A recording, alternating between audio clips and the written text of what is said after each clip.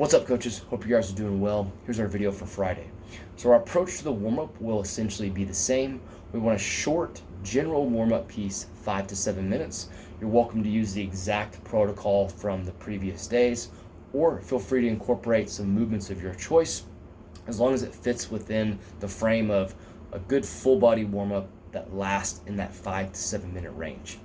Then what you want to do is you want to explain the workout. Talk about the setup, the logistics, the stimulus, and then have athletes set up their stations.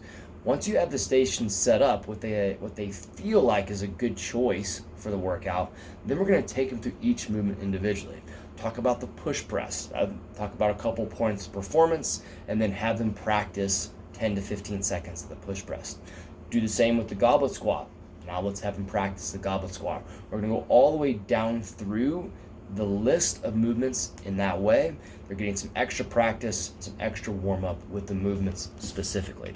Now, once you do that, go ahead and run a primer. You want to do this for logistics as well as kind of putting the finishing touches on the warm-up, meaning that you're going to go 10 seconds of a movement, let's rotate. 10 seconds of movement 2, let's rotate. You'll get a feel for your groups that have multiple athletes. They'll get a feel for putting it all together, and they'll be prepared for the workout at the end of that primer style round.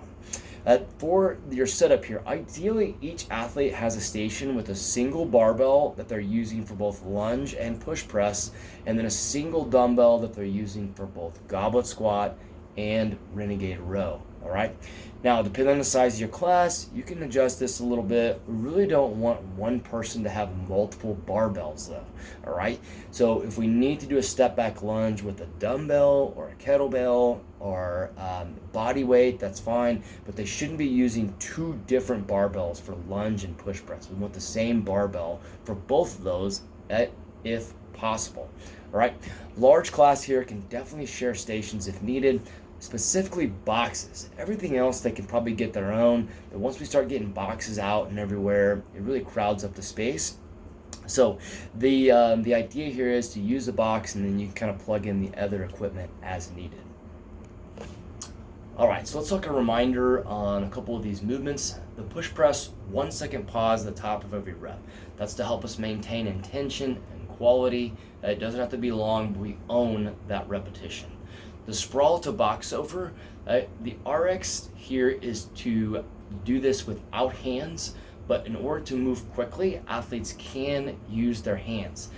You do not have to jump, right? So this is going to be a sprawl, and then up and over the box I go, strong straight arms, and then up and over the box in any way I would like, all right? Sprawl to renegade row, one single dumbbell. So that one single dumbbell is going to be in hand. I'm going to sprawl. I'm going to do my row. And now the dumbbell is going to stay on the ground. And now I'm going to be back to my feet. I'm going to grab on, sprawl, renegade row. Boom. Back up. Dumbbells on the ground, sprawl, renegade row. I'm alternating arms in that fashion with my single dumbbell. All right. This is a little bit of a funky one. If you guys remember from last time, I love the movement. It just takes a little bit of rhythm to alternate with that single dumbbell. So we want to make sure that athletes are practicing that and getting a feel for that a little bit. Body weight is still highly effective. All right. It's a tough movement, especially when you put speed to it. Body weight is a great choice for a lot of people here. All right. Hope you guys have a great day. It's been a great testing week, and I hope that continues today. Lots of good intensity from your side today will help. Appreciate y'all. See ya.